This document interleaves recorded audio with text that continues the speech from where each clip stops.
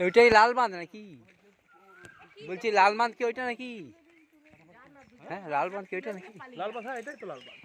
ও সেই ওই তো হ্যাঁ।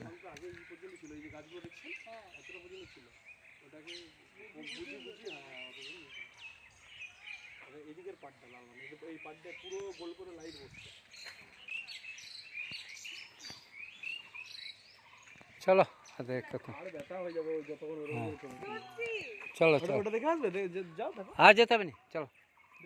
না না না ওই যে ওইটা, ওটা দেখতে হবে